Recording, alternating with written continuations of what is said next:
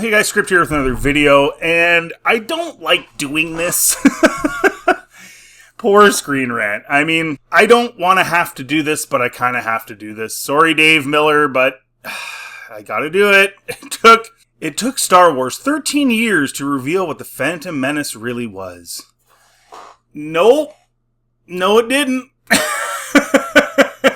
and I think I know why this was published. It was published today. It was published 12 hours ago. And a lot of the supportive media, supportive of the current state of Lucasfilm and Star Wars, seem to be touting this stuff. And I think it's going to be pretty clear why. And then I will get into the reason, the proof, the receipts that this is actually kind of dumb and kind of nonsensical. So it took Star Wars 13 years to properly explain that the title of Star Wars Episode 1, The Phantom Menace, refers to. Nope.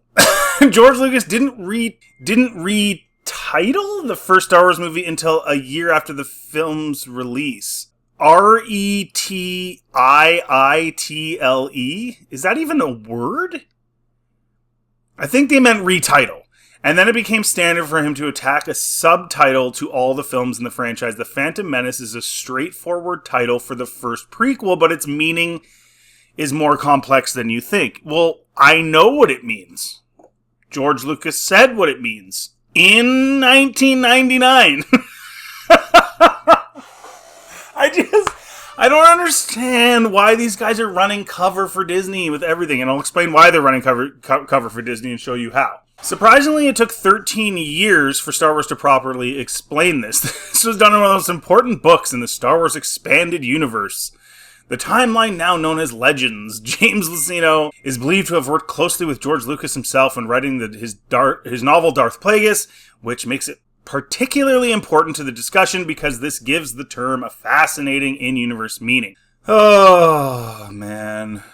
The Phantom... Why are they turning this into something big when it's not? The Phantom Menace wasn't just about Palpatine. Okay, we'll see. In The Phantom Menace itself, the subtitle seems to refer simply to Palpatine. James Luceno's 2012 novel Darth Plagueis, however, reveals that the term Phantom Menace is used in-universe to describe more than Palpatine. Darth Tenebris, the Sith Master of Darth Plagueis, describes the post-Rusan Sith Lords as a Phantom Menace to his apprentice. So they describe themselves as a Phantom Menace in a book from 2012, and somehow that changes what George had already said it was. Tenebris' use of the Phantom Menace refers to how Sith reinvented themselves following their near destruction in the Rusan campaign. Under the Sith rule of two, there can only be two Dark Lords at a time, and rather than conquering the galaxy through brute force, they would control galactic events from the shadows. Tenebris notes, the Sith once wore armor, we now wear cloaks, referring to a figurative and literal change in their tactics. Since Palpatine was the greatest of Bane's Sith, it's fitting for him to personally own this idea. Okay, I still don't see... Sorry for the squeaky chair. Those of you who have been following me are used to it probably by now. My chair squeaks. It's a gaming chair, but it squeaks. And I'm not even a gamer. I got it for the kids. And it was cheap. I got it at a thrift store. Yes, I shopped at a thrift store. I'm cheap. Darth Plagueis is alive for most of the Phantom Menace's runtime in the Legends continuity. Again, we're putting a lot of focus on this and trying to elevate the Acolyte by saying these things. Okay, so they were a Phantom Menace is in that book, is in the Darth Plagueis book. But it's not that deep. It's not that deep. And in the book, they certainly weren't running around killing 15 Jedi. And hoping that some, corrupt loser Jedi with a green bald head and Yoda are covering it up. That certainly was not in the Darth Plagueis novel. But again, Screen Rant, I get it. You run cover for them. You sort of criticize them, but mostly in a funny way, and then you run cover for them. It's fine. It's fine. We all know. No one's fooled by this, and I'll show you exactly in a minute. The modern canon property, The Acolyte, notably marketed itself with a tagline that included the line "Before the Menace," indicating a different approach to the term Phantom Menace than the Legends continuity. One might interpret the tagline as saying that all of Bane's Sith are still Phantoms, but Palpatine is the true menace among them. What both Star Wars timelines have in common, however, is the fact that Palpatine was the ultimate manipulator throughout Episode 1, making him the ultimate Phantom Menace. Why are we bringing everybody, like...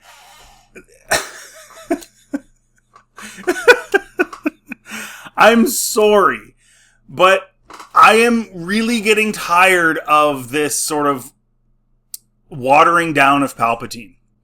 Whether it's, oh no, he was just part of these other Sith Lords thing, and which they're pushing now, or oh no, it was the Jedi. The Jedi just were stupid and screwed up, and it's their hubris that did it. Remember The Last Jedi?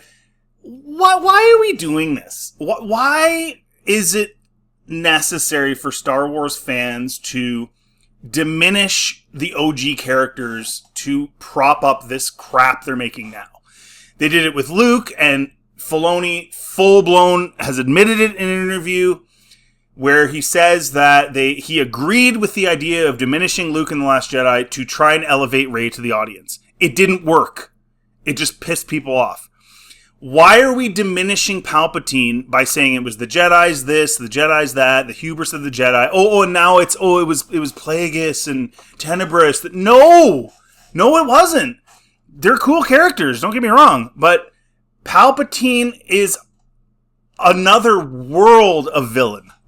And I'm sorry, that's the case. That's why Empire is such a crazy movie. It wasn't just that Luke, or that Vader reveals himself as Luke's father. It's that Vader and Palpatine won, the bad guys won in Empire, and they are two of the most crazy villains ever. And so this idea that you're just going to be like, well, no, Palpatine was just fulfilling more stuff he was the Phantom Menace of all the Phantoms, and he's the true menace, but he's one of the no, stop. Just let him be awesome. What is with some factions of Star Wars fandom and having to diminish Luke, diminish guys?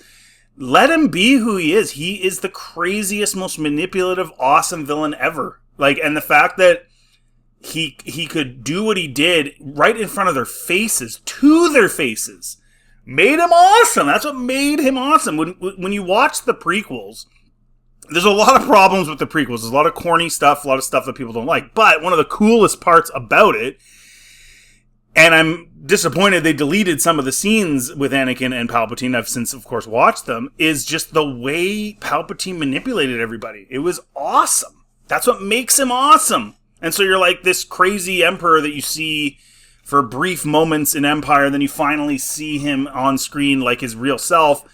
Is this he's been doing this for so long, and he had such a long-term mindset. Okay, but going back to this whole idea that, it took 13 years. No, it didn't. No, it didn't. This is from 1999, February. And this is talking about the Phantom Menace. And it's kind of fun, actually, to look at this and just see the hype again. I was one of those weirdos that waited in line for 16 hours for this movie with my buddy Tim. And it was really fun. So, parking lot soccer. If you had to go eat or whatever, people were like, yeah, we'll hold your spot as long as you don't take, too long or whatever. Everybody was super cordial. The movie theater allowed an extension cord, and so we were watching the holiday special and stupid stuff on an old 23-inch TV, not a flat screen. You had the picture tube, and it was just a lot of fun, and seeing these images really brings a lot of that stuff back. It was a really, really fun night, and everyone was pretty nice. And yes, some people got a little physical when they opened the gates to buy the tickets, but other than that, it was pretty good. So, but the bottom line is, you're saying, it took 13 years to... No, it did not. This is from 99. As for the Phantom Menace, Lucas has willfully shrouded it in secrecy. Again, this article was written in February 99. Just think about that. Rationing out only the tiniest scraps of information through his official website, StarWars.com. The photographs before you are a result of a rare authorized visit by an outsider to the film sets in the summer of 97. Customary block of expository text that drifts into space at the beginning of each Star Wars film, blah, blah, blah. Okay. So he gives them a little bit of the opening crawl. Precisely, okay, so they're talking about the Phantom Menace. Precisely what this means is anyone's guess. Lucas would rather we wait until May to achieve the full understanding. Again, this is February 1999, okay? But last December, he surfaced momentarily from the Phantom Menace's round-the-clock post-production, which he says will occupy him right through the month of April, to talk about the new and old Star Wars films. Most notably, he avowed that after the 3 prequels are done, this is also another really important point that isn't part of my main point, but listen to this. That once the prequels are done, he's signing off. The long-standing perception has been that the complete Star Wars saga is a 9-film cycle, and that after episodes 1 through 3 were finished, Lucas would move on to 7, 8, and 9, resuming where Return of the Jedi had left off. And then this is Lucas quoted, "That's not really part of the plan at this point. When you see it in 6 parts, you'll understand it really ends in part 6. And I will say that it has to. It doesn't have to, but if it doesn't, I shouldn't say it has to. It doesn't have to. But if it doesn't, it's going to make a lot of people really mad. Because you have this supposed prophecy that Anakin fulfills. If he doesn't fulfill it, and there's more Sith baddies in the sequels, then that's going to make people mad. If you go to a different villain that isn't a Sith, it's going to be not as cool. Probably not work as well. Probably not be that exciting for people. And so it really should have ended in part 6. And that is why, when I did my sequels reimagined, when I re-edited them and all that stuff on my YouTube channel, you can check them out, I had to think of a way to make the prophecy not a lie, but have it be manipulated by the dark side. And so I have Plagueis creating Anakin and Shmi because he saw the prophecy and he knew the Jedi would fall for it. Now, you can say whatever you want. You can say that's a crappy idea, whatever you want. But what else are you going to do? What else are you going to do? Have Rey become the chosen one? What are you going to do? You kind of have to make it so Anakin isn't the chosen one anymore. And again, that's the only way I could think of doing it where it was still kind of cool. But he's right. It really ends at part 6. Okay. But getting into the Phantom Menace stuff. Okay, here's what we want to talk about. Given that the Phantom Menace is a Vader and Emperor-free movie, the role of evil string pullers falls to someone we've never heard of.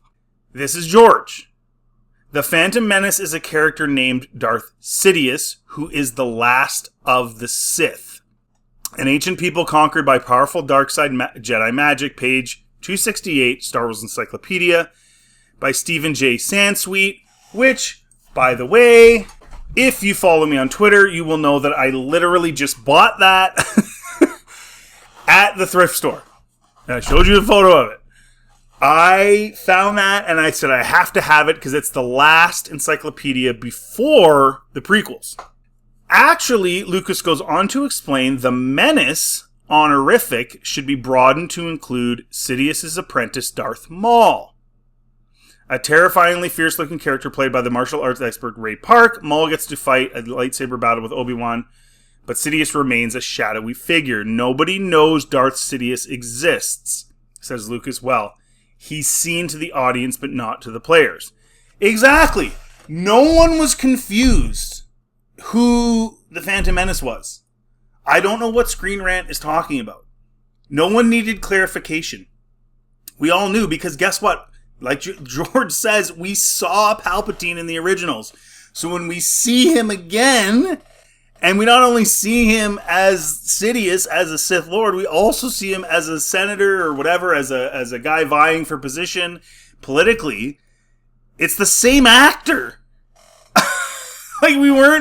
No one was confused.